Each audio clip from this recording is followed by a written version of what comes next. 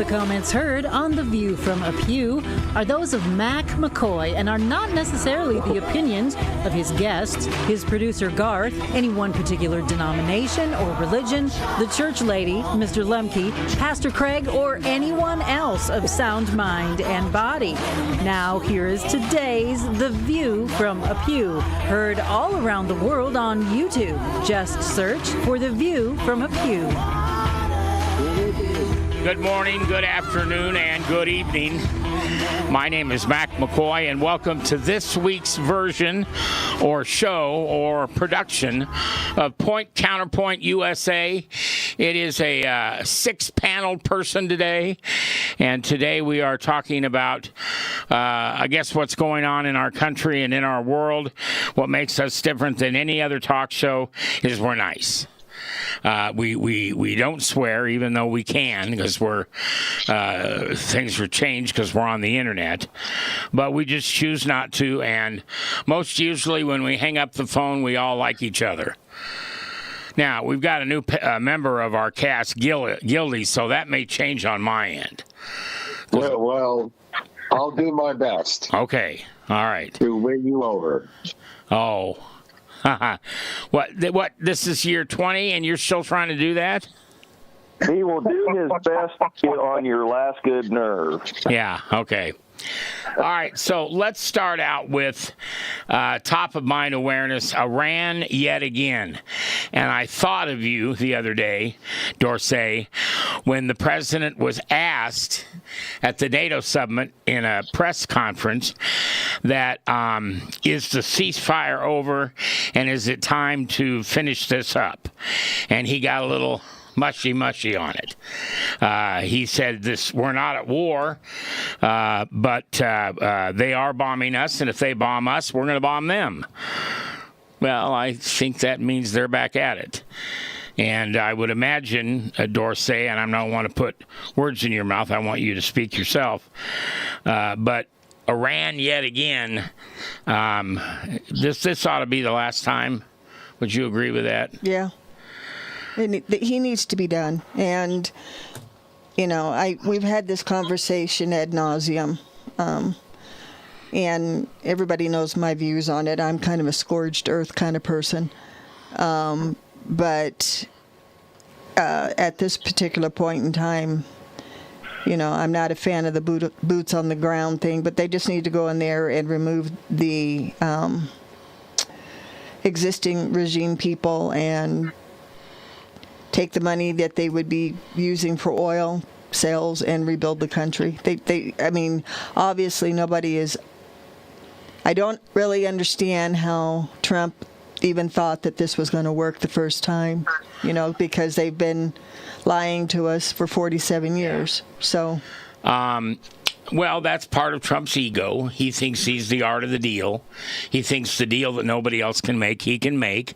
And I'm not critical of him, but I am. He doth braggeth too much. Now, yesterday, Brad and I were talking a little bit about, is it Cargill? Brad? Island? Brad. It's Karg Island. Karg Yes, Island. Sir. Okay. Yes, sir. The conversation that you and I had that I want to bring up here is, should we take that island and therefore control all of the oil and make sure that the other people in the world get the oil and are not interfered with by Iran? And what's your thought on that, Army Brad? Taking Karg Island will not stop or open up the Strait of Hormuz. But my idea was, if we were going to do this, and I know Donald Trump listens to everything we say, but if we were to do that, Iran has sent missiles and drones against Qatar, Saudi Arabia, United Arab Emirates, Kuwait, Bahrain, and Oman. We need to form a coalition of Gulf states. We provide the naval and air power and have them take and put troops on the island and hold the island. And I think that would be brilliant move geopolitically, but since they've been brought into the fight by Iran, and then that would give them the opportunity to put some hurt back on Iran, and after it'd be an easy thing for the U.S. military with those states in support to take that island, because the Iranians really can't stop us from doing it. But that way we don't have troops on the ground, which would cause additional problems for the United States. But they've already been brought into the war against their will, so why not have them put men on that island and control that oil? Iran's not going to still keep pumping oil to the island. They'll sell oil to Turkey and Pakistan, try to reroute their oil. But that was my idea once we started talking about it. Should we only do that if we have other countries with their men and women's boots on the ground? To me, that's a smart move, and we only need, truthfully, one of those countries, because the Iranians can't stop us from taking it. The problem is, how long do you want to have troops in that region? And having an Arab country from that region, having the troops on the ground, it's easy for them then to also pull it back and let Iran retake it down the way as a piece in the negotiation. When we look at a map of this area, you've got Iran at the top, and then you've got the strait, which kind of goes up and then comes back down, and there's a long peninsula that is not part of the Iranian coast. Is this Karg Island on the north side of the strait, or is it on that little peninsula that's underneath it? It's to the north. So it sits in Iran. Yes, it's right off. It's like 12, 15 miles off the coast of Iran. It's farther north, closer to Iraq. Oh, okay. Okay. Steve, I'll jump over to you to get your side of this thought. Well, this whole conflict is not very popular among the American people, according to all the polls that I've read. And putting boots on the ground would be a deal breaker for virtually everybody. This is not a war that we want to be in. I know that the nuclear capabilities of Iran are certainly important to deal with, but boots on the ground would completely turn the vast majority of Americans against Trump and against this conflict. I wouldn't be against what Brad had been talking about, building that coalition. We already have it. Iran has ticked off everybody over there. Let's use those partners, quote unquote, to assist us in getting Iran to the table for some strong plan of action. Yeah, and Steve, just for what it's worth, I would completely be with you on that. I do not want American soldiers' boots on the ground anywhere in this conflict. I agree that would turn a lot of people off, and it would probably be, in my humble opinion, the worst decision he could make. And you have to understand too that there are a lot of Iranians within the country that have been suffering under sanctions for years and years, and they're just looking for ways to be able to afford the cost of living over there. And a lot of folks are for a regime change. So how do we get to that in a way that doesn't require a scorched earth plan of action?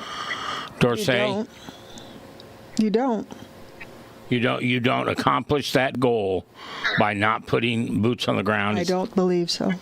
Okay, so then I would ask you, is it something we should consider? I have been saying from the first day they need to go in there, decide who needs to go, and get everybody else out of the way. I mean, Israel warns people, we're going to do this, that, and the other thing. Yeah.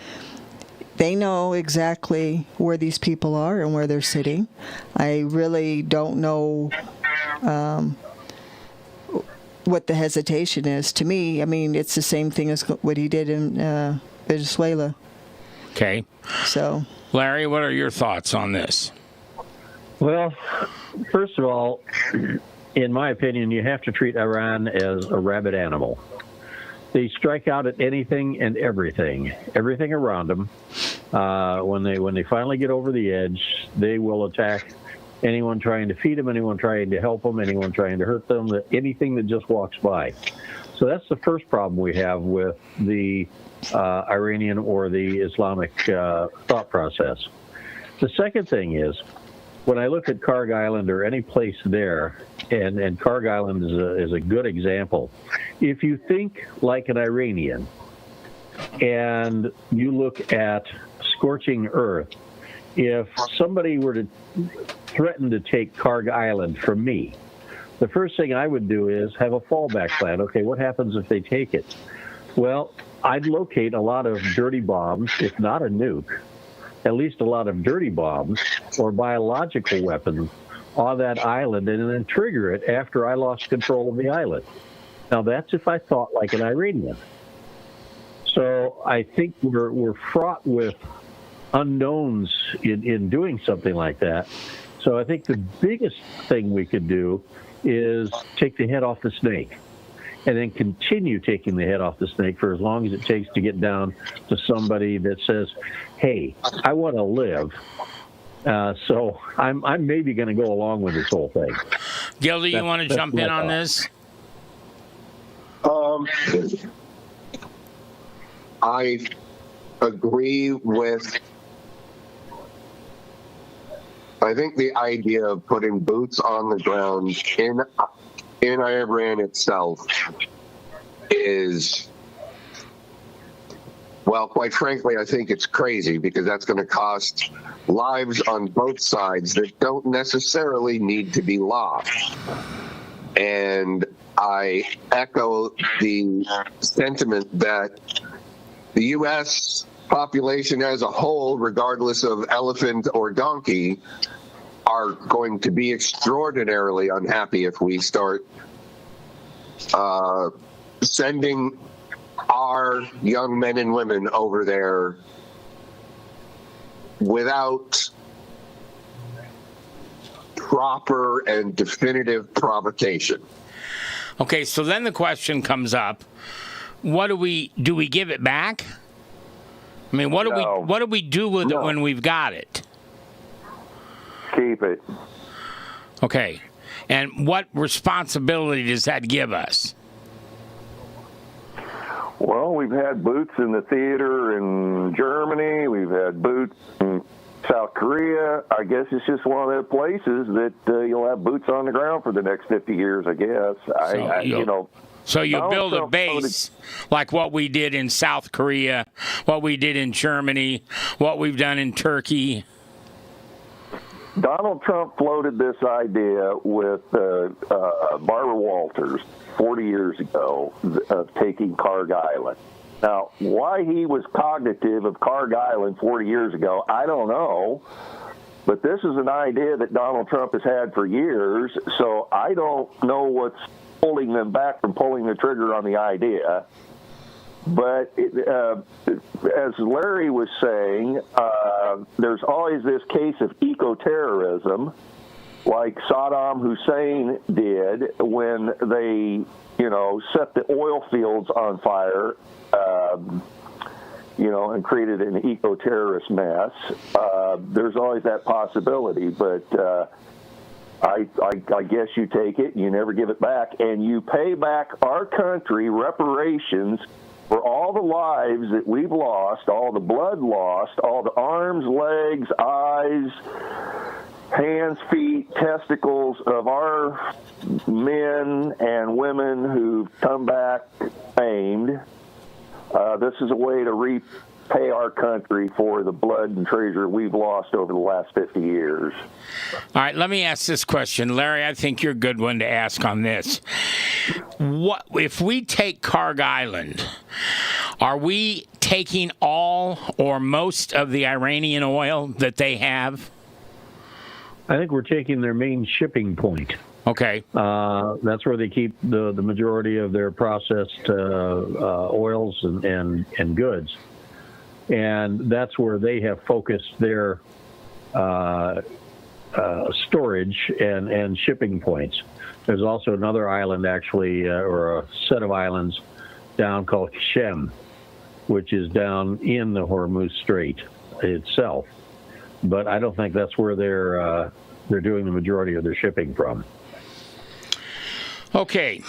I'm going to move on for a moment, kind of step away from Iran here and talk about what's going on in the state of Maine with this Pratner. Is that his name?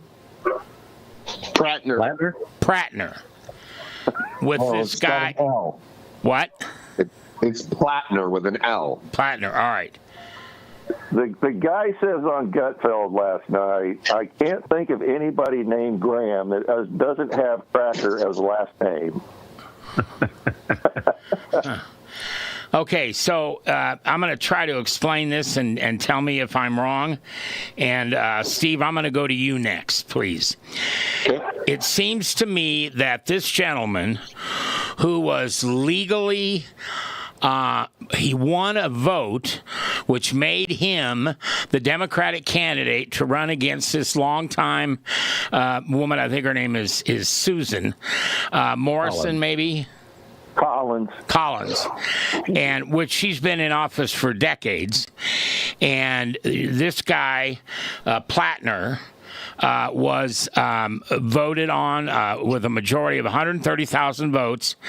And now there have been some things come up, which, by the way, were mentioned before. And here's where I'm not sure I'm saying it right, Steve. The powers to be in the Democratic Party are now doing to this man what they did to Joe Biden. And that is, sorry, we know you're voted in, but we're not going to have you run as a candidate. We're going to have Kamala Harris step up. Right now, I think they're looking at 6, maybe 5 or 6 other candidates that they would would they have another election, or would the powers to be in the Democratic Party say, this is our candidate, like they did with Kamala Harris? Well, what you said is what Graham Pratner is alleging, that the powers that be are the reason that he has been forced out of the running. I think based upon the allegations, we don't know if they're true, but based upon the allegations, it was he himself that did it to himself. There were some issues that came up with the tattoo and some other allegations of sexual things, but this last one was certainly the straw that broke the camel's back. Whether the Democratic Party as a whole did this, again, that's his contention, but I think he did it to himself. That's the problem when you hang your hat on a candidate as opposed to the policies the candidate brings to the table. Yeah. Now, Pratner is a populist. I think Trump early on ran as a populist, but he abandoned that. We see that he is in favor of the moneyed interests, making the wealthier wealthier, the wealthy wealthier, but Pratner really brought a populist message to the people of Maine who feel that they have been left out of our current capitalist system, and he wants to pull the reins in on how capitalism, which it often does, tends to help the rich get richer. Well, it also helps the poor get richer. Because it creates Well, you jobs. can argue that, but you look at the economic studies, and it shows that the wealth distribution is getting worse and worse and worse, and the divide between haves and have-nots is as bad as it's been since the Gilded Age. That's why Pratner's message resonated with so many people. Now, to answer your question about what happens next, I think the Democratic Party in Maine would be completely idiotic if they followed what the Democrats did with the presidential election. They need to have, and from what I've read, they will have a sort of mini convention. They have time to do that, to bring in other candidates, to vet them as quickly as they can, to see who has the message that will resonate with the Democratic voters of Maine and the independent voters of Maine, because a lot of independents were supporting Pratner. So I think that's what will happen. Who that will be, again, remains to be seen. I think that's the Senate campaign to watch this fall. Mac, can I ask Gil and Steve kind of an open question? Sure. Well, Janet Mills was the original person endorsed by Chuck Schumer. He was the governor. And they, Bernie Sanders and them, and AOC, Elizabeth Warren, different ones endorsed this Pratner. They're looking for a big personality. Now, I want to ask you two guys, if the role was on the other foot, and this was Trump-endorsed candidate or a George Bush-endorsed candidate, because I remember clearly them doing this to George Bush, would their immediate reaction call into question Bush or Trump's credibility? Their I can't think of the other word I'm looking for, but in other words, their judgment. Their judgment in endorsing somebody that was not properly vetted. So why has the media sat silent on being critical of Elizabeth Warren, Alexandria Ocasio-Cortez, and Bernie Sanders? Okay, why don't you go first, Larry? I think they're going to be critical of anything Trump does. If it were Trump that did something like that, I don't think there's a liberal or Democrat I know of that wouldn't attack him because he wore the wrong tie on any given day, and that caused World War III. I just don't believe that there's the same amount of logic that goes into a thought about Trump as it would go into for anyone else in the world. All right, well, let's talk about Pratner. Do you think, he still has to step away, and I think he's got Monday to do that. And from a political standpoint, I don't want him to win. I want Susan to win, to keep the House in our corner, and therefore I'd like him to run, because I don't think he's got a chance in heck to get elected now. I don't necessarily believe that. Really? No. Where's due process in any of this? An allegation is an allegation. Why does a man have to step aside because of an allegation? Well, you'll have to ask him, because as far as I know, as has been stated already, he's stepping aside himself. He suspended his campaign, but he hasn't withdrawn. So he still has to withdraw for the Democrats to legally and officially place him on the ballot, and they have a short time to do it.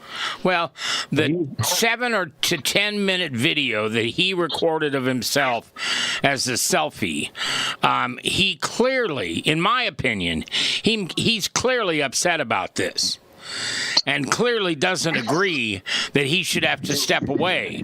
And quite frankly, it's Frank's position that he's using. I have not been convicted of anything. Somebody came forward and said something horrible about me, and I'm telling you it's not true. And now the Democratic powers to be are trying to remove me from their ticket. But they've known this for months. I know. Now, Dorsey, you said that you thought he could win. Yeah. Okay. And the reason I have a problem with this whole thing, right? Because first of all, they knew who this guy was when they put him on the ticket. Yes. They absolutely knew. We And discussed that 2 weeks ago. and the only reason that they're jumping up and down right now and trying to get him out of there is that all of the women that were saying that he did this were Republicans. The last lady who said that he did this to her, she agreed with him lockstep on all of his policies. But because of the fact that he was walking around saying that the other women were lying, she could not hold her tongue. Yeah. So she's a Democrat. She backed him, and they're holding her testimony up because it's not politically motivated. So they're thinking there must be some truth behind everything else. So I have a huge issue with that in the first place, because the Democrats are always talking about you need to believe the women. That did not show up here. Yeah. Maine, the people of Maine, my personal opinion, deserve everything they get at this point. And they knew who this man was. Like I told you a couple weeks ago, that that tattoo that he had was a tattoo that was specifically only for SS officers that worked in the camps. Yeah. Okay? So you had to go look for that. Nobody else knew what that was. Yeah. Well, and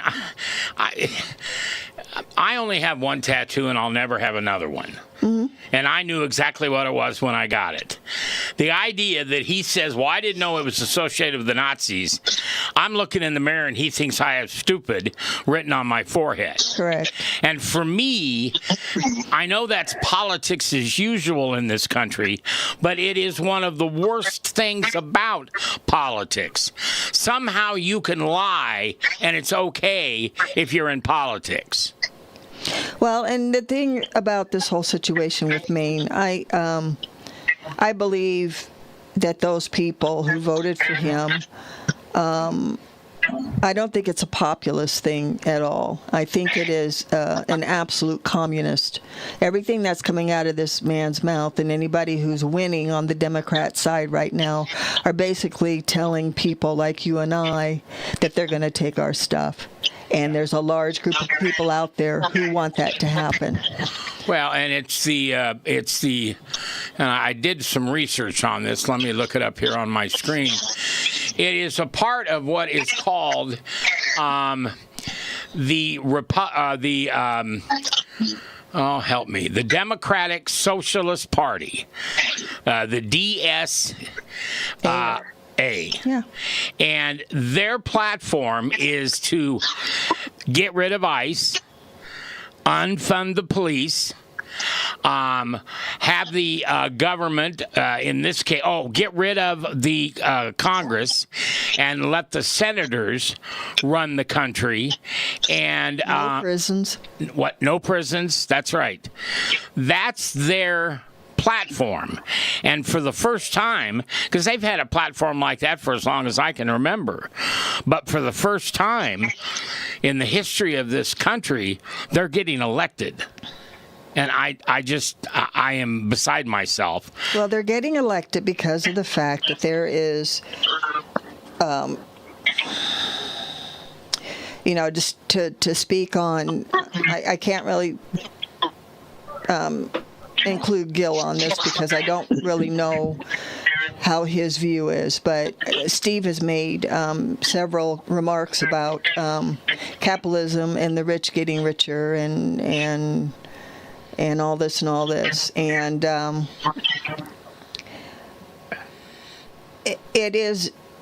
is the appearance of what's going on, and there are some statistics to back that. But in my opinion, a lot of the guilt belongs to the establishment and the universities, right? You cannot expect to make $100,000 a year getting a master's degree in basket weaving. I'm sorry, Right. you can't. And, the previous administration, for whatever reason, tanked our economy. They put the entire country in jail for 4 years and imported a large amount of people who should not be here, which took up our resources, took up our jobs, our housing, which is what's causing all of this now. Yeah. And they're fighting us tooth and nail to send them back because they know that that's their base. Well, and I was talking to somebody on the phone the other day, and I said, and they don't want to help them. They don't want to feed them or give them jobs or whatever. They want them to vote. Yes. That's all they want. Right. And when I get somebody who wants to point their finger at my faith and say, well, Jesus said we got to take care of the poor and the homeless and all that. Yeah, but Jesus always also said you must follow the law of the land. Give to Caesar what is Caesar's and give to God what is God. Jesus said to go to all nations, teach, give the gospel, baptize in the name of the Father, Son, and the Holy Spirit. He didn't say bring them all to the United States or bring them all to your address to take care of them and give them the gospel and feed them and clothe them and whatever. We're to go into the world. This idea of central planning where we're supposed to bring everybody to the United States is ridiculous. Can I ask Dorsey a question? Yeah, go ahead. I put something on the mutual post last night from Newser about big personalities. I don't know if it was the New York Times wrote the article or what, but they're looking for big personalities. You got Jasmine Crockett. You got AOC. You've got these people that they're closet, they're open or closeted communists, basically. Are they trying to divert the communist message and pollute it down with the big personality and the big talk so you don't really, they're trying to get somebody to keep up with Trump. Are they doing this up with Trump, or are they trying to divert from the communist message, in your opinion? Well, in my opinion, those folks that you have mentioned only stay in power if they can get brown people and minorities to stay in their camp. And the only way that they can make them stay in their camp is to falsify information. So, while Crockett and AOC and those people are talking about how they're going to give minorities help and housing, all of this, they decline to acknowledge the fact that they actually imported the problem. So they let all of those people come in, and they have dumped all of those people in brown neighborhoods. They did it to one white neighborhood, and they got everybody out in 24 hours. So, in my opinion,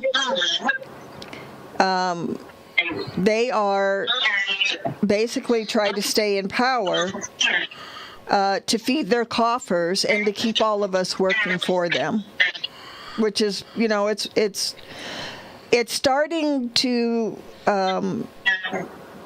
not be a big thing anymore. There's a lot of people in the communities that I have been associated with, people of color who have finally figured out that they are being used by the Democrats. And they're starting to turn away, and now we've got some infighting going on within the culture because of the fact that, people are not following that track anymore. My honest opinion is that the majority of people who purport themselves of being leaders in the black community that are on the Democrat side have basically sold black and brown people down the river. Steve, any thoughts from you? if I can get back to what has resonated with Graham Pratner's message, this is very much like the progressive era of the late 19th, early 20th century. People feel a disconnect with their government and what it is doing and not able to do for them. You see a lack of antitrust enforcement. You see a lack of strong workers' rights. You see monopolies here and there. You see the tech industry that seems to be running roughshod over everything. And people are saying, we want control back.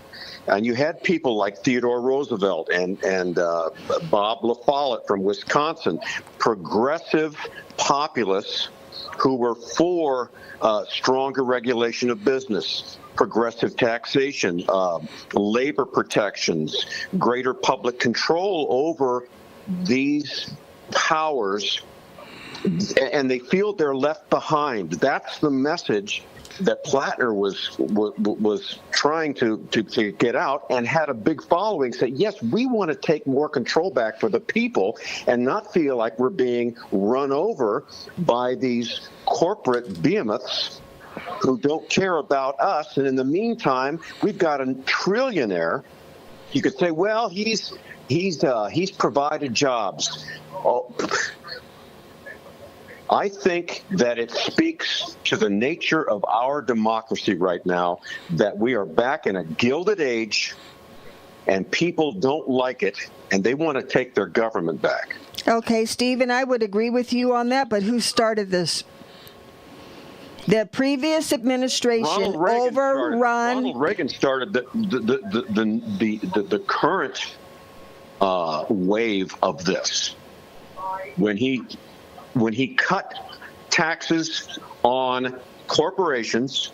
Sure, it helped the business economy, but what you've seen is now a drastic shift of wealth to the upper 10%, and that's why everybody else feels left behind. Wages have not kept up with the cost of living, and have certainly not kept up with these massive amounts of money that have flown to CEOs. Look at the discrepancy between CEO pay and the average worker pay. It's outlandish. It is, and you're absolutely right. Feel that. And my point, that every day when they go shopping, or when they got to put their kids through school, or when they have to look to find ways to pay for their medications, they're tired of it, and they want to get a hold of the mechanism that has allowed this to happen. Well, and I understand that, and I get that, and it makes sense. But my point is, we didn't have these issues before the previous administration. The previous administration overran our country with people that shouldn't be here, who have been taking up resources. They have not been able to contribute to the society because they have been illegal, living under the table.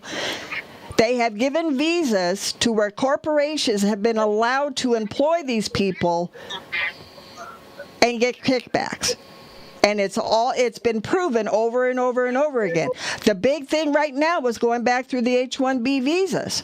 That was supposed to only bring the creme de la creme of people from other countries into this country to work. And we got farmhands on H-1B visas. And that is not what it was supposed to be. They have been issuing Social Security numbers to illegal aliens as soon as they put them in this country. And the administration before that did that.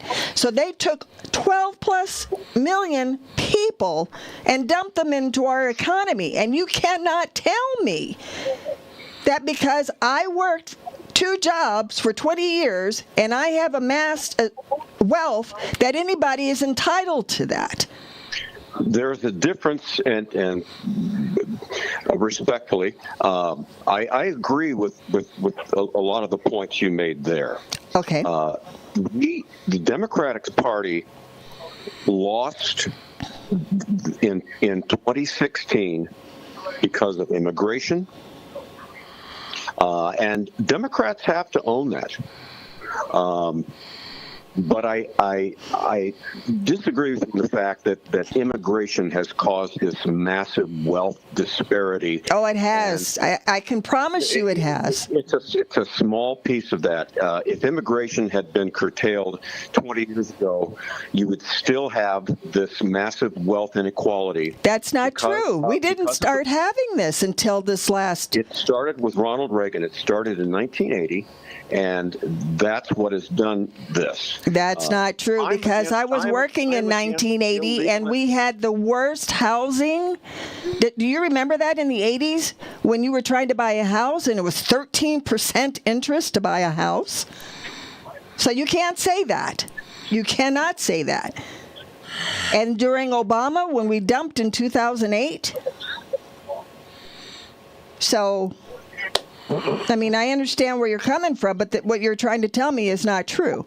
And as someone who has been in a situation of being coming from nothing and have made sure that I'm able to live well and take care of my children, everything you say is flying in the face of my personal experience. You're listening to a program called Counterpoint. It is based in the Midwest. All of the people that you hear on this program, I have invited to be a part of this program, and each one of us brings something different than the other. There are certainly people of like thoughts, but there are no like-minded people on this group of hosts and hostesses, and that is what I always wanted for this program. We are nice. We do not call people names, and believe it or not, when we're all done with the show, we talk about how we can get together outside of the show.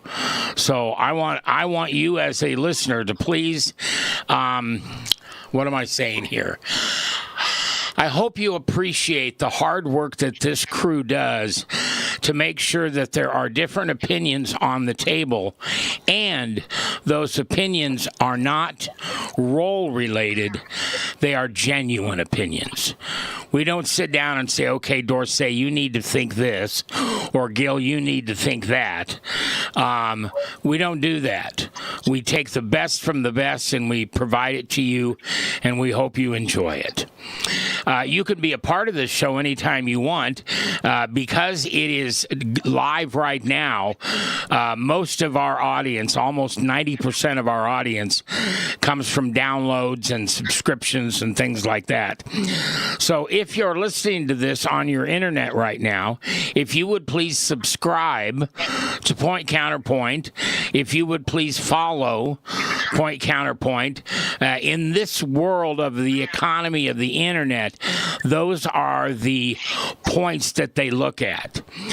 Those are what we call ratings 20, 30 years ago.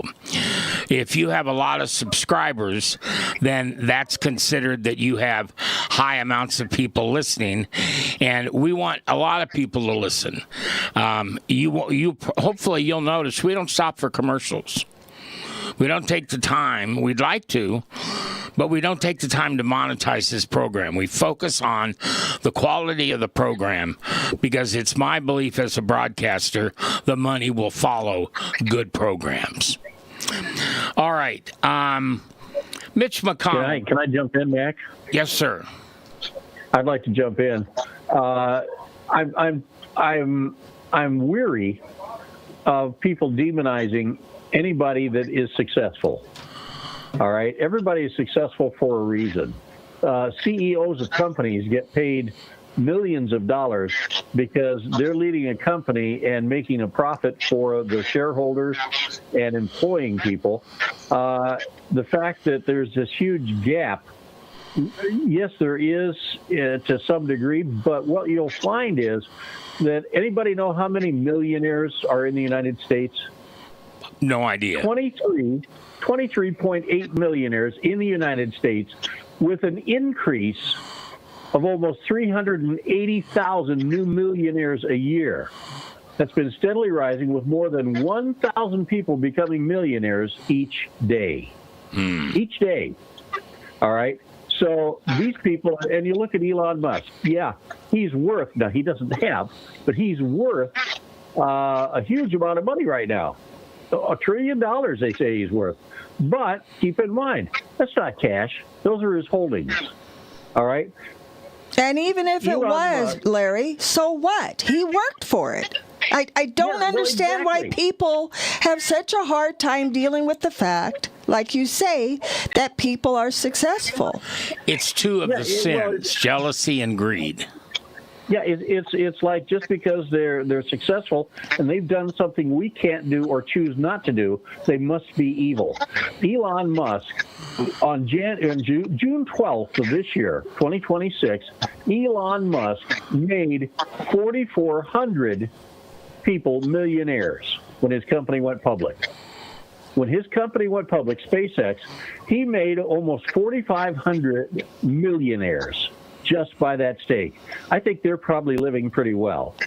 And it doesn't take a phi beta to figure out that just because you're doing well doesn't mean you got there by ill gains. Elon Musk has been an incredible investment, engineer, entrepreneur, innovator, and he's doing things that the rest of us can't or choose not to do.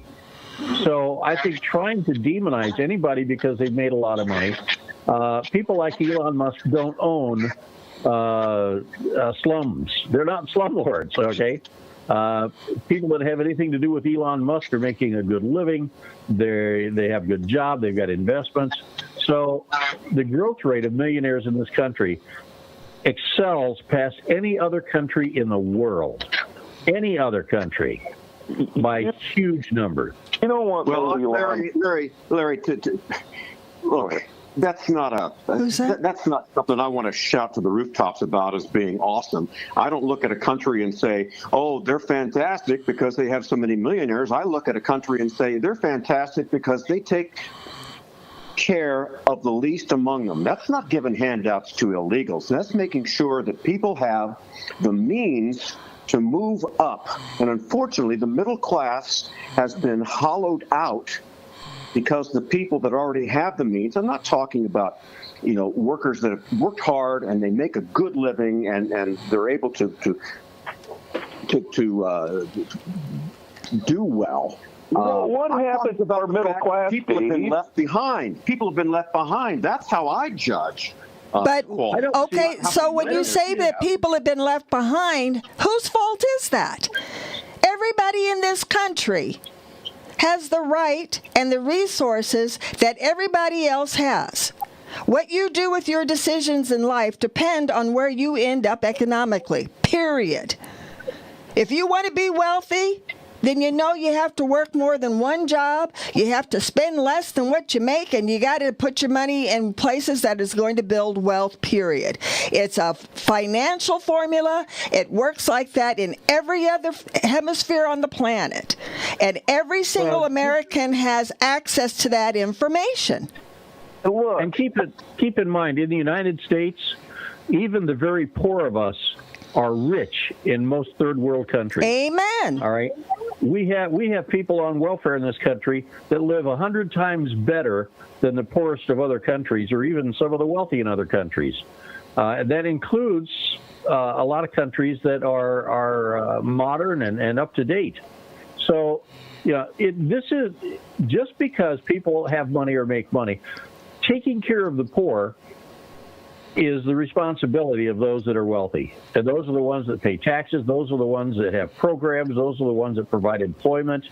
And if you're not working in this country and you're not physically or mentally limited, it's because you choose not to work. Correct. Period. Correct. And it's actually illegal in this country to not send your children to school. They will take them. It is illegal for you not to feed your children in this country. The state will take them. It is illegal for you not to give them medical care. So the United States and the people of wealth in this country take care of people that have less than, that cannot do for themselves. After World World War II wrapped up in 1945. Between 1945 and 1975, we were the manufacturing juggernaut in this world. And everything that we have done from 1975 onward, allowing the globalists to export our jobs and our wealth overseas, everything, our regulations, the environmental protections, the artificial union wages, or the artificial minimum wage, and then the union wages get driven up because of that. Everything we've done in this country since that is what's destroyed our middle class. Reagan didn't do it. Reagan put forward the STARS program. He encourage that development of your satellites, your cell phone technology. Everything that came into being during Ronald Reagan's revolution is what we're enjoying today, talking on these cell phones and the various things we have, was because of the military buildup, Ronald Reagan, and Silicon Valley. And so I'm just saying, Steve's right. Our middle class is gone, but it's not Ronald Reagan's fault. It's globalism's fault. We need to get rid of these low-skill, low-paid manufacturing jobs, and we will give you new high-tech jobs and new high-tech training. Problem is, the high-tech training never came, the high-tech jobs never came. Okay, let's step back and think about talking about a couple of other things. If everybody wants to join in on something, that's fine. I just want to catch up on a couple things. Mitch McConnell. Yeah, so Stephen Gill. Yeah. Yes, ma'am. I may have to come over to your side on something. Oh, my God. It sounds like it's going to be very painful for you. I'm going to put on my You're welcome anytime. You're welcome anytime, Dorothy. We were a big tent. I'm going to put on my big girl pants. I didn't even know he was sick. And then I read about him being sick. And I find it highly suspicious, I hate saying this, that we got some shenanigan kind of things going on our side of the aisle because they don't want him to have any issues before, I think it's August 2nd or 3rd. Is he dead? I don't know that I don't think he's dead, but I don't think he's with us anymore, insofar as I think the way that this is all being handled, I don't think he's capable of taking his seat anymore. And I don't give us your this August date you gave. What's the significance of that? Yeah. Okay, so the August 2nd date, I guess. Oh, how did that go? It has something to do with the seat in the House, right? Right. So he's supposed to retire. And if something happens before the date of August 2nd,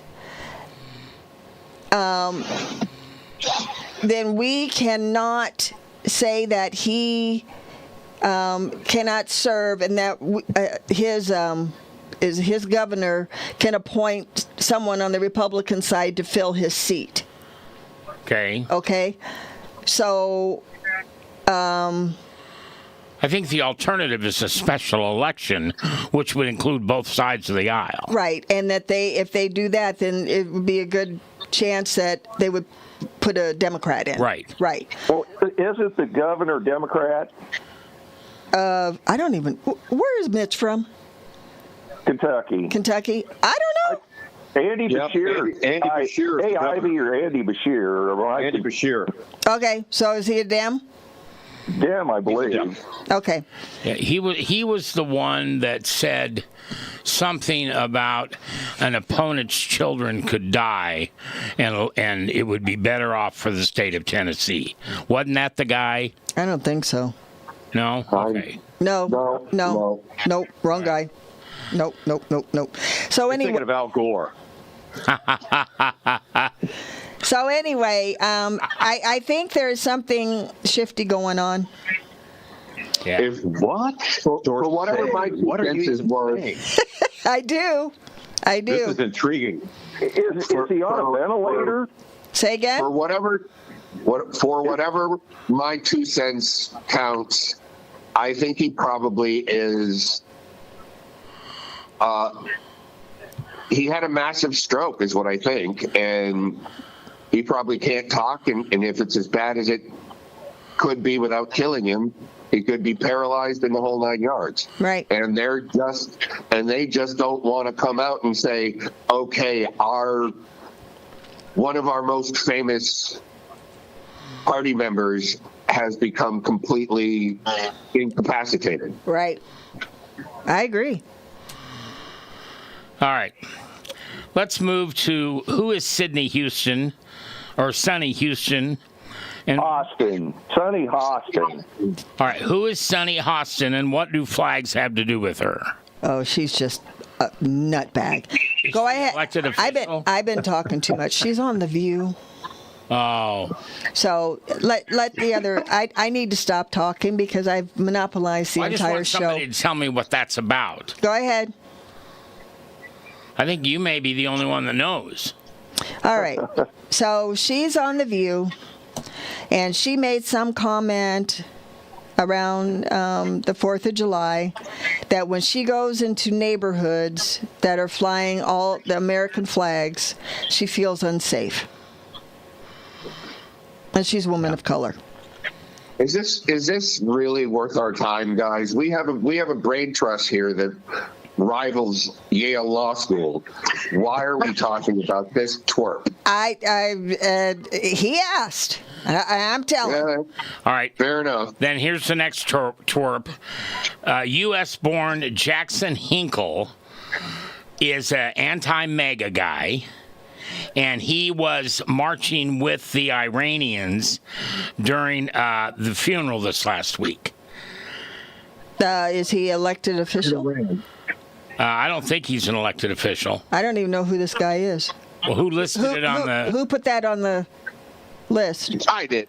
Who's I? Because if you're marching and there are groups of people chanting "Death to America," and I would think we would all agree that we're still in a shooting conflict. We might not call it a war, but we're in a shooting conflict with Iran. And if you are in that group, you are not just anti-MAGA, you are anti-American, and those are treasonous actions that are taking place. And there are too many people that support what I would consider un-American activities, and I think we've gotten away as Americans of punishing people that are committing treasonous acts, and that definitely is a treasonous act. Okay. All right, so I'm playing devil's advocate for a minute here. Who is this gentleman exactly? He's been kicked off virtually every platform on social I'm sorry, media. you guys all spoke at once, and I didn't catch any of that. What? Steve, go ahead. I said, as far as I know, he's just your average American and went over there and did that for whatever reasons in his head. Okay. So he's not an elected official. No. He is off the cliff. He is a conspiracy theorist. He's been kicked off of virtually every platform on the internet, and he is just looking for clicks. He'll say whatever he can to be outrageous, and he's completely nuts. Okay. So, Brad, I understand what you're saying, but I guess where I kind of differentiate with this is that he has the right to say it. right? First Amendment. And I don't agree with it, and I really wish he would take his toys and go live in Gaza. But he does have a right to do that, I think. This Is he in the military? No. Here? No. But he doesn't have a right to be there in Iran supporting our enemies. Oh, so he was doing this in Iran? Yeah, he was marching with the funeral. Oh, okay. Yeah, they need to keep him. The State Department needs to step in here. Yeah, yeah, you're right. Who was the Air Force guy on the Capitol steps that was dressed in his Air Force uniform blasting Trump? I don't remember his name. That would fall more in line with treason, in my opinion. Wouldn't you think, Brad? That is not treason, but that is a court-martialable offense, especially as a commissioned officer doing that in uniform. Yep. And he just destroyed probably a fairly good military career. And if he is not court-martialed, reduced in rank to airman, and dishonorably discharged, I will be disappointed in everybody involved with and that would even be if Barack Obama was in office. You can't do that. Well, that's activities unbecoming of an officer for sure. Correct. And I'm sure that military code has some pretty strong ways of dealing with that. Absolutely. Again, if you're active military, there are some people who are brighter than I in this regard would know. But yeah, you've got to you lose some First Amendment right being in the military because you've got a code of conduct that understandably limits what you can do in that regard. Yeah, you get to defend democracy. You cannot participate in it. Okay. He basically is the Jane Fonda of Iran.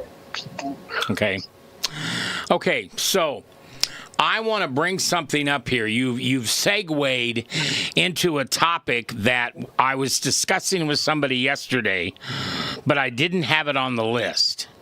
And I'm going to give my opinion on something, and I'd like to get feedback or, oh, shut up, Mac, or whatever. So I'm a broadcaster, and for 50-some years, I have had to follow the rules of the Federal Communication Commission. And the Federal Communication Commission, at this time, can only rule over the airwaves broadcasts. Here's what I'd like to propose. Why can't you yell fire in a theater? Why is that not covered by the First Amendment? It's because it terrorizes people. It puts people's life in danger. I would like to propose that the FCC get power over social media. Nope. Hold on. Nope. Okay. No. You're out of your mind. I'm sorry. Go ahead. Because you can't get on the radio and say, I don't want to say it. I hate so-and-so and I want them dead. If you say that on the radio, the FCC comes in and says, you can't do that. Right. We should do the same thing on social media. Why? Because this is where the crazies are playing. Well, everybody knows that social media is the wild, wild west of communications, okay? And that you have to... My thing is I don't want the government in anything that I touch and anything that I rely on. And as soon as you open that gate and let the FCC in or any other government entity, they're going to start doing what they did during COVID. So every time somebody has the right to say something, it's because of the First Amendment. It's not the right thing to say. Correct. They have the right to say anything they want. Correct. Okay. We have to stop that in America. No. You can't say I want to kill President Trump. Yeah, you can. That should be against the law. No. Actually, you can't.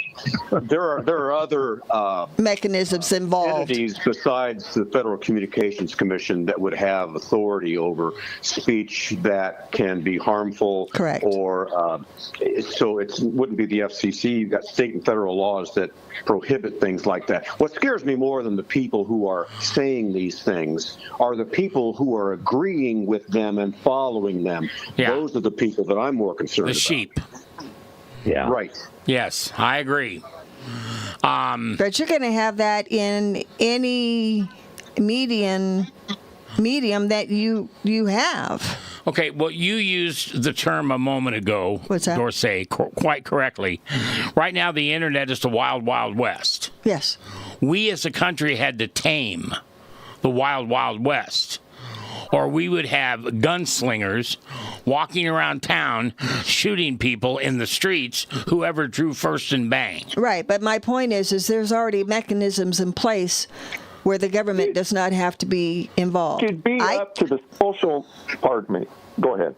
I cannot go on this show and say that I hate anybody and I want them unalived and and because I promise you, if I do that, and I've done it, where I've gone on podcasts and listened to people go on their rants, and I've turned them in to the feds. There is an actual link that you can report people to the FBI. You supply the link and the content, and you paste it in there, and they go and they visit those people. Okay. And the FCC isn't anywhere near that. Okay, so Well, there's a difference between a hope and a threat. I can hope something or I would wish something, but a direct threat would come under other legal ramifications. Okay. And it should be up to Zuckerberg and his staff, the people who run these social media companies, to police the stuff on their social media sites. Okay. So for a moment, let's not change subjects. Okay. Let's move the FCC off. Okay. Because what I'm hearing from you guys is there are mechanisms in place that should call out these people. Yes. Okay. Let me give you one, and I hope this is okay to bring up. Is Donald Trump a pedophile? No. No. No. There's no evidence of that. There's no evidence yet. Okay, so when somebody prints on social media that Donald Trump is a pedophile, those people should be shut up. They should be fined. They should be arrested. They should be jailed. And it's not about Donald Trump. The same thing is now happening with Pete Hegseth. Yeah, I know. Someone publicly has called him a pedophile. Right. This needs to stop. Pedophile is one of the worst kind of human beings that is a vulture wandering our earth. And to put somebody in a high public office and say it's okay for Mac McCoy to get on social media and say Donald Trump is a pedophile, we've got to stop that. We've got to stop that. The Supreme Court has ruled on that many years ago, of course, that public figures are held to a different standard just because of how our democracy works. That isn't political speech. No. That is pure defamation. There are lines, even for a public figure. If you defame somebody without evidence or without any type of proof, these individuals need to be charged with defamation and slander unless they have some evidence that they can share, and none of them do. And they try to twist the defamation case that he was a part of and found liable for to be able to falsely accuse him of rape. Well, and I'm not saying that there aren't standards. What I'm saying is that public figures are held to a higher standard. So, no one should have carte blanche to defame. I forget the standard that was put in place, and I forget the case. I don't know, Buckley versus Vallejo comes to mind. But they're just held to a higher standard, and parity also comes into play here. If you're a public figure, again, there are standards in place that you have to be able to really cross over in order to be able to bring a lawsuit or any call for the defamation was committed. Well, and Steve, you're correct. My challenge with that is then anybody, and I'll just use me as an example. Anybody calls me something that I'm not, and there's no proof that I am, you're just being mean. The only thing I can do is call a lawyer and go into a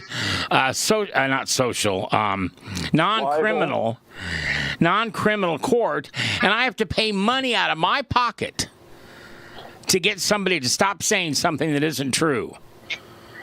Yeah, that's the law. Well, but if it's the law, then we ought to be able to call the police and have them arrested. Well, there's a difference between a law or a civil and a criminal suit. Right. So, and the thing is, they've made it so easy. If you say, I believe, or you say, in my opinion, or I think, before your statement, then at that point it's not slanderous or liable, it's simply opinion. Right. If you state it as a fact, then that's a whole, you get into the possibility of civil liability. So Larry, libel something you write, correct? Right. Yeah. Yep. Libel is right, slander is vocalize. And so Trump has sued people for libel, but you got these people that you could probably track down an IP address, but most of these people online are going by some bogus alias. They don't have a real profile, a real picture, a real name. They're going by Speed Guitar Fan or some, Okay, thing. then they're a fraud. Well, they're somebody. Then the criminal charge should be fraud. You are saying something, you are slanderizing someone, and you're not willing to be who you are so you can get away with it. That's fraud. Before Elon Musk took control of Twitter, they said that 90% of the tweets was put out by 10% of the Twitterers. So what's that mean? Somebody that's got, Katy Perry or somebody that's got millions of followers, does she have 100 aliases? So as soon as she puts up a post, she gets 100 likes on it right away, making her some, icon of social media? This is why I'm calling for the social media giants to police this stuff. They need to police these bogus accounts and these foreign accounts and people like this. And that would clean up a lot of this, because then if you said something, I want to do something to XYZ, you can have an actual identity to look at as opposed to an IP address. Okay, let me propose this idea then. What if it cost you money to be on social media, to have a Facebook account, to have an X account, to have an Instagram account? It's no longer free. You have to buy it. You have to pay for it. You have a mechanism for paying for it, so we know who you are. Well, they wouldn't go along with that. The platforms wouldn't, because their bottom line is advertising. They don't want to cut off anybody from being able to see those ads. I know, you're right. The transparency has always been the thing. Who are you? You wouldn't say this if you had to put a name to to your post. That's the problem. Can I just quickly say, I apologize, it wasn't Buckley versus Vallejo. That was a financial case. I pulled out my old constitutional law book. It was Times versus Sullivan, and the standard was actual malice. 1964, public officials cannot win a defamation lawsuit simply by proving that the statement was false and damaging. Instead, they have to prove actual malice. That the person posting it knew the statement was false or acted with reckless disregard for whether it was true or false. And again, you've got parity coming in here too. It's just a higher standard. Yeah, I think a lot of people are defaming public officials. I believe that's the case. The question is, as you say, Max, how do you police that? Because everybody's on. It isn't the fact that, you could just go out in the street corner with a megaphone back in the day, or you could post something on a telephone pole. Now people have the means to say something not just locally, but globally. And how do you stop this? I think it really says a lot about how far we have fallen from just decency. Well, I tagged each one of you in a response that I had to somebody yesterday. And this person was saying horrible things and lying about our elected officials. And so I do what I always do. What do? Hey, you're invited on the show. And I responded, please come as well. Yeah. And very easy. Yeah, well, he didn't even respond. And, so you got your answer. What's the answer? The answer is he's a coward and doesn't want to say it in public. Correct. He's a keyboard cowboy, as they say. Yeah. So you got the information. You got it early. You didn't have to spend a whole lot of time vetting that information or that person. I know. So, I know it makes you crazy. That is one of your kryptonite things. Yeah. You hate when people do that. Well, it's because you feel like people don't have the right to poison someone's character. Yeah. And I get that, and I really do love that about you. I have just always been in the situation, and I'm sure Brad has as military, Larry has as in security and everything. We've all been in careers where we've had to kind of just know our worth and who we are and what we signed up for, and we just have to turn off the noise because when I was a kid, people were calling my father a baby killer because he was in the military. Right. And in my career, women don't belong in IT. You should be home raising kids. Or, depending on who won at what promotion, there was a lot of backstabbing in the office. And, I know Brad and our other people who have served have taken a lot of heat for their life decisions, and I'm sure they've walked up on conversations where their feelings have been incredibly hurt by people.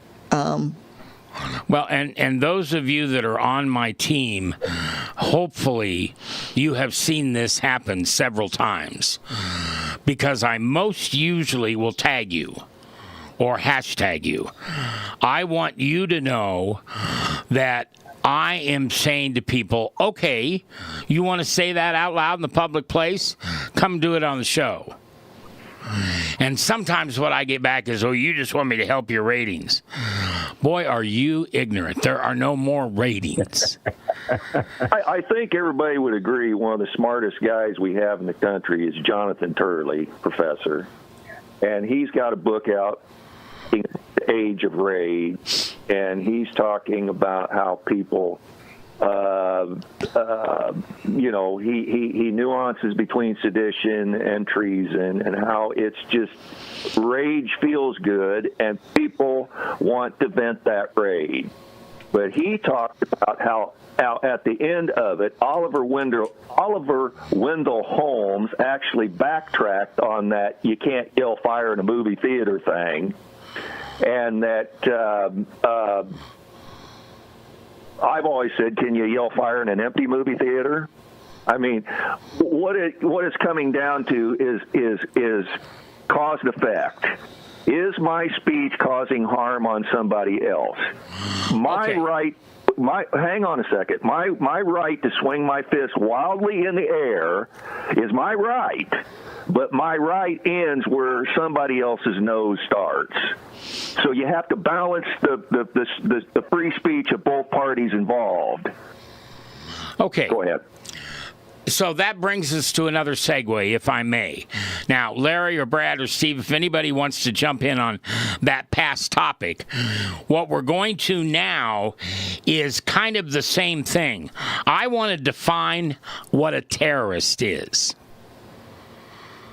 I want us to define what a terrorist is. And then I want to and I can do this on my own. I don't need anybody to agree. But I'm going to identify people who are terrorists. And it's going to be very harmful for me to say that about some people because they're not going to like it. It's like a certain person that we used to hang around with when we said he was TDS. He went off the rail. He even did it on another radio station with the mayor. Those are the people who are terrorists. So here's my question, and let's try to do this quickly. We've only got about 18 minutes left. What is a terrorist? Dorsey, I'll start with you. In my opinion, I mean, I could give you the dictionary definition, but I think it's a person, place, or thing that has a certain ideology and is willing to do what is ever necessary to forward that and make it part of the mainstream, right? So, and a lot of them will do it with point of violence, right? Okay. Whether it's taking something from you or doing something to you and yours, to push something that they feel is appropriate. Would it be fair for me to say, here's the short version of that. A terrorist is someone who makes someone feel terrorized. Yes. They don't feel safe. Right. That would be my... Yeah. Yeah. Okay. Frank, what do you think the definition of a terrorist is? Well, it's somebody who's trying to instill fear in you, to stop you, intimidate you, bully you from doing something that you want to do. So we walk around in a free society. So a terrorist wants to blow up, one of the targets of 9/11, if they couldn't hit the White House, of all places, was Mall of America. And I took the lady friend once upon a time, her daughter, to the Mall of America. And if that place would have got hit by an airplane, that you know how many people are in that mall at a given time.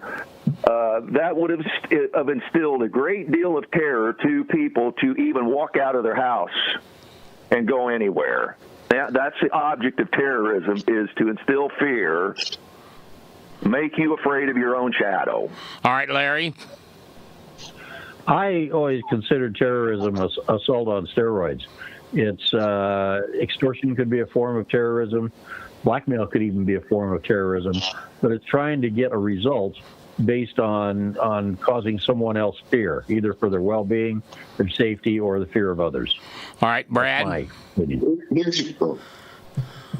For me, it is anybody using asymmetric warfare and actually committing violent acts within their ideology to force others to take them seriously, basically.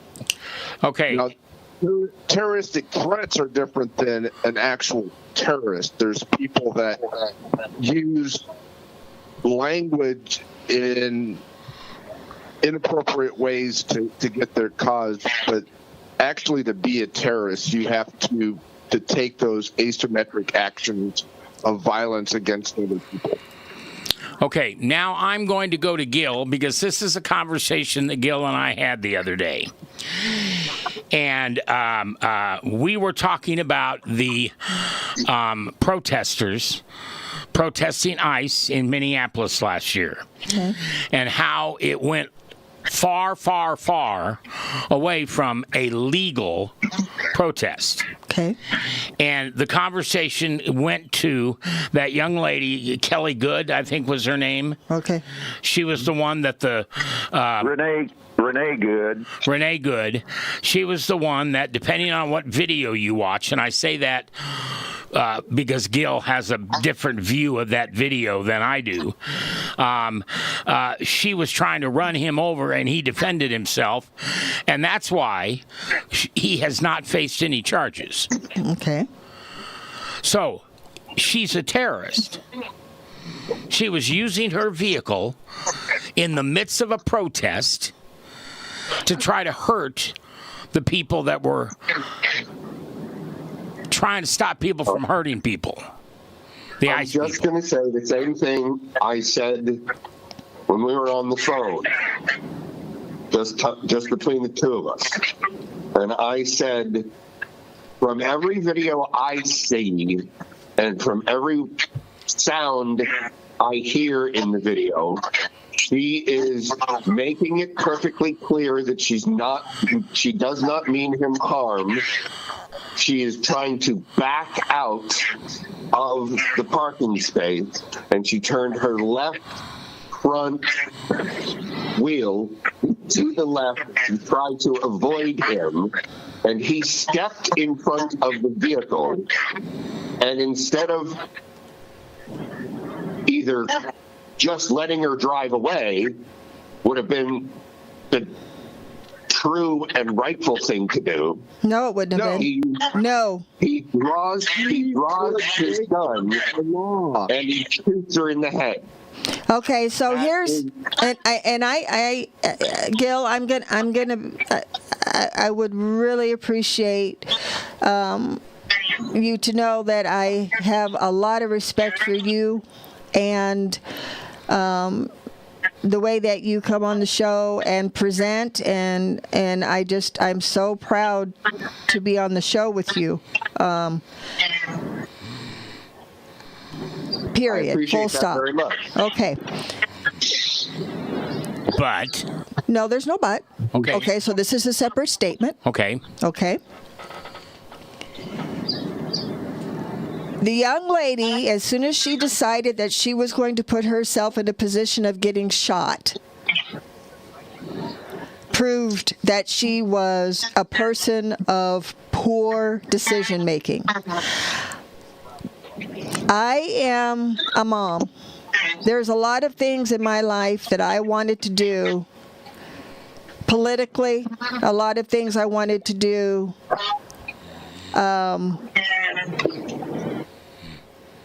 in order to participate in this great country and its politics and everything like that. As a mother, and as a responsible mother, you do not put yourself in a position of having your children motherless. Now, a lot of things that were not reported on this young lady is that she had her children removed from her a couple of times before she even showed up. Number one. Number two, she went a great distance to participate in this. So the very fact... Didn't they move to Canada? They moved to Canada, yes, and couldn't make enough money to live there because they were on a visa. Imagine that, the government saying that you can't live in here and work without a visa. And so they returned back to the United States. But my point of the conversation is, I was raised with don't start none, won't be none. All of these protesters that want to put their hands on ICE, they want to be out in the middle of the street stopping people from going to work and not going to work or whatever the case may be. My personal attitude is, I'm going to run you over. Because if you are the kind of person who doesn't have the wherewithal to be an adult and have a conversation with me over a table, over with coffee or whatever, but you want to stand in the middle of the street and make me feel like you're going to destroy my property or harm me because I'm doing something that you don't feel is appropriate, I don't know what to tell you. To me, that whole thing was personal self-defense. And everybody on this planet knows, or at least in the United States, if you are stupid enough to defy the orders of a police officer, whether it's accidental or not, you get what you get. And that's where I'm sitting with that whole situation. Everybody who has had any issues with law enforcement and getting hurt, they get what they get. Yeah, that ICE agent asked her to get out of her vehicle. Right. And at that point, it should have been done. Yeah. And that demanded, gave a lawful order for her to exit the vehicle. She knew that she was being given a lawful order. She disregarded it. First, you can question whether she should have been there or not. She was intentionally obstructing federal law enforcement in the legal performance of their duties. Mm-hmm. As soon as that, she changed herself from an innocent civilian to a lawbreaker. And in my heart, I don't think she intended to hurt somebody, but I spent 4 months in a hospital, and the person that hit me had no intentions of causing injury, but came close to killing me. She was wrong as soon as she put that vehicle in anything other than park, because then she was putting other people's lives at risk. That officer in front of the vehicle intentionally put himself in front of the vehicle because that's his job. She was not legally able to leave that scene because she had been given lawful orders and was disobeying them. But she had been so far get out of there way before that, and she ignored him. Okay, Gilly. Okay, guys, with all due respect. Now, I just want to say one thing before you say something. You understand what I told you on the phone was what Brad just said and what Frank just said and what Dorsey said. She put herself in the middle of that and broke the law. Okay, I'm not. For the purposes of this conversation, we'll say that I believe that's actually true. Okay. It's good that you believe it. It's my position is that there were other ways of dealing with it. How? Than immediately drawing your weapon and killing someone. Well, I can tell you one thing. I can tell you. The thing is that that's what they're trained for, right? She was given a lawful order. She didn't obey it. He then put himself in a position to stop her, hoping that him being in the way would stop her, because nobody in their right mind is going to run over a cop, you would think. And she didn't do it. What was he supposed to do? No, I really want to know what you thought within the 30% of a second. I'd have shot her too. I'd have shot her before she done that. As soon as I told her to get out of that car and she hadn't have done it, I'd have shot a hole in every one of those tires and made sure she couldn't go anywhere, and I'd have pulled her butt out of that car. Then why didn't he do that? Can I jump in here? Yes, please. He could have. Yes, please. Okay, there's a lot of misinformation here. First of all, she was not in reverse when she hit the officer. She was in reverse. She tried to back up. Then she moved forward. She was driving forward. The wheels in the vehicle were spinning in a forward motion. The officer didn't have his weapon drawn until the vehicle impacted him. Until that vehicle made a touch on his body, his gun was in his holster. All right? So at that point in time, he had every right and every reason to draw that weapon after he was struck by that vehicle and end the threat. Furthermore, she had her 6-year-old son in the vehicle with her. Okay? What responsible parent would put their son in the vehicle where they were going to a protest where all the likelihood of violence breaking out, including the parent causing the violence, would do that? She was completely and totally in the wrong on this. You can't say anything right about it. As I say, she was not backing up when she hit that officer. The wheels were turned, but that officer couldn't see which way those wheels were turning from his vantage point, and he didn't draw his weapon until she struck him in forward movement. That's why he's not charged, and that's why, unfortunately, she died.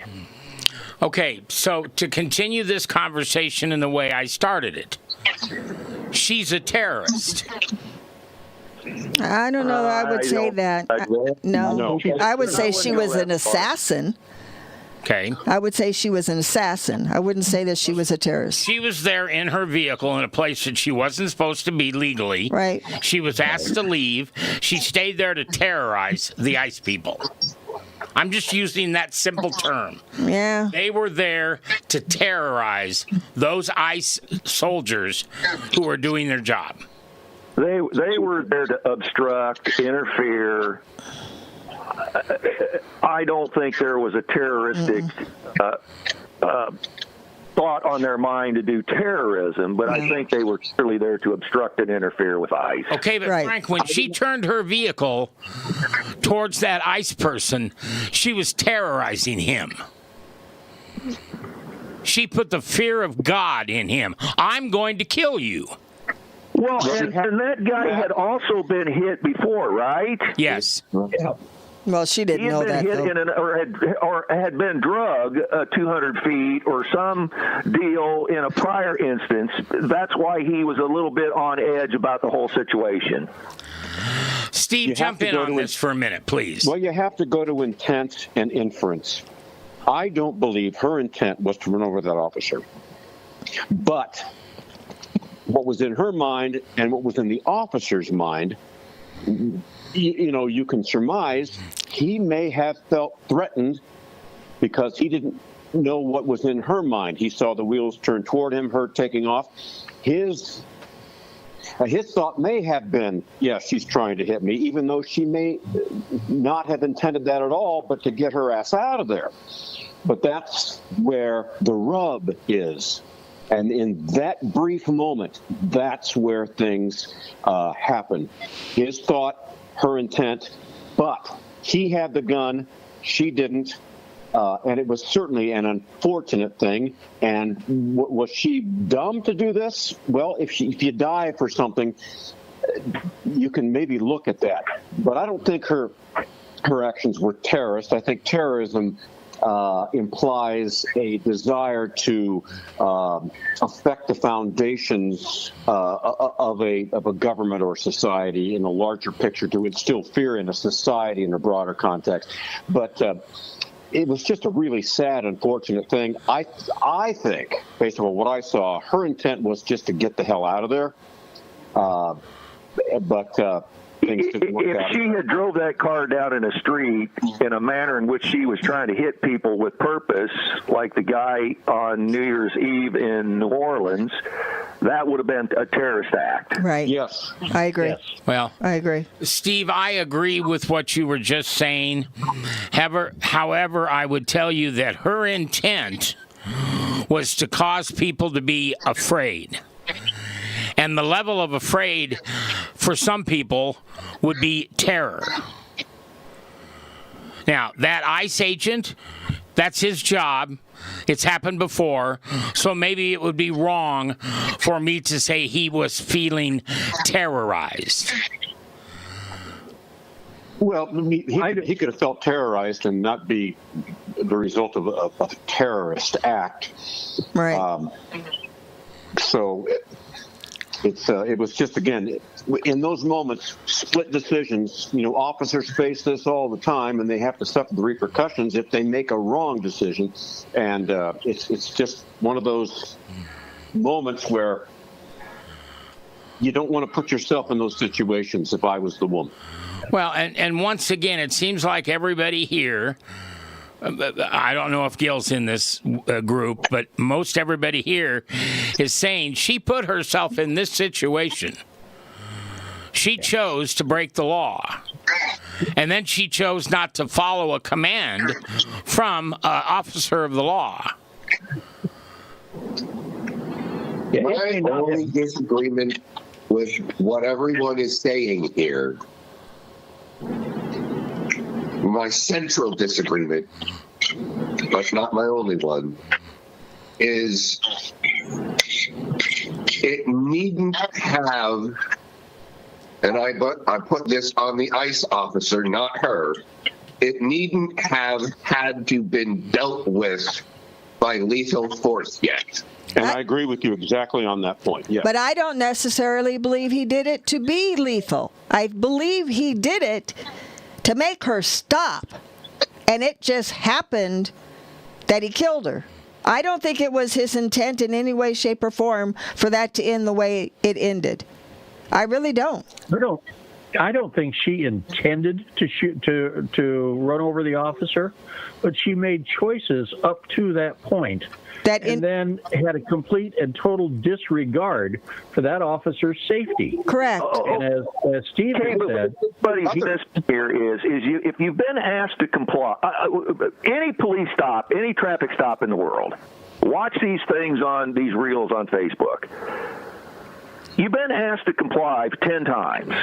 Okay, and you've refused to either get in your car, get out of your car, submit to this, submit to that, whatever the legal command by the official is. Do this, do this, do this, or I'm going to break this window, or I'm going to enter your car and I'm going to pull you out on the ground. They refuse to comply, and then when the officer says no, that is over. I'm now taking control of the situation. You're going on the ground. Well, then all of a sudden I was complying. Get your sergeant, your commander here, because I was really complying when they weren't. And this is the situation with Renee Good. They had been following them around since like 9:30 in the morning. Every place that they was going, this car was, according to what I've read. So she was asked on numerous occasions to comply and get out of there, and she refused to do it till the point where now deadly force is a possibility. It's her fault for putting herself in that predicament. All right. Guilty? Yeah. In order to help a little bit here, police officers carry a gun. All right? I mean, everybody agrees with that. They carry it because of the possibility they may need to use it. She was carrying a weapon also, a 3,600-pound SUV. All right? If she had been carrying a gun, not even aiming it at him, but the officer said, put the weapon down, put the weapon down. She refused to put the weapon down. And he said, put the weapon down. And then she suddenly raised that weapon and pointed it towards the officer. The officer is legally justified in a shoot at that moment. All right? She had a 3,600-pound weapon. And she wouldn't get out of it. She wouldn't put it down. She wouldn't turn it off. And at some point, she chose then to move that vehicle towards that officer and put him in mortal danger. At that point in time, and again, he didn't draw his weapon, and the videos prove this. He didn't draw his weapon until contact was made with that vehicle. So I wouldn't stand there and let somebody point a gun at me after I told them to put it down a dozen times. You simply can't do that if you value your life at all. Okay, so Gildy. You have to look at it in that was a vehicle, that was a weapon. Gildy, before we wrap this up, do you want to talk about the fact that you don't think ICE should wear masks? I don't see why they feel the need to be, that word just went right out of my head. Hide their identity. Incognito? Incognito, right. I don't see a reason why they feel they need to be incognito. I don't see a reason why they don't have any name tags or markings of any sort on their uniforms. Oh no, it says ICE right on their bulletproof vest. They don't want to be doxxed. You know what the term doxing means. You know what the term swatting means. Marjorie Taylor Greene got swatted about 5 or 6 times when she was in Congress, which means somebody called and said there's a hostage situation and they got to show up with the SWAT team. Doxing is releasing someone's name and address. This is what they're trying to do. This is terrorism because they're trying to intimidate these ICE officers by outing their identity and doxing them publicly so that they will have the protests over in front of their house. And so just so you know as well, Gil, when they first started doing ICE enforcement, they weren't wearing masks. they did have their badge numbers and their identification on their apparel. They stopped doing that because one of the officers, well, it was several occasions where they got doxxed, and one of them almost got shot in his home. So that's when the policy change was made. I'm sorry, what? Just for the records. October 30th of 2025, the Department of Homeland Security released statistics. There was an 8,000% increase in death threats against ICE law enforcement agents. 8,000% increase in death threats. That's why they wear the masks. Okay, kids. Any other last words here? Otherwise, we'll wrap it up. Good show today. Sorry it took so long to get us going. That was my bad. And thank you, Dorsey, for saving us. No worries. Thank you all for sharing the time with me today. I would love to stick around for the post-show conversation, but I need to get moving. Me too. Have a great week, everybody. Yep. Okay, everybody. Love you. Take care and have a good weekend. Bye-bye. Bye-bye. Take care, everyone. This is Mac McCoy thanking you for spending the time with us today on Point Counterpoint. It's always available at the website, muggedbyjesus.com, or you can also go to MacMcCoy, MacMcKoy.com. And thanks for listening.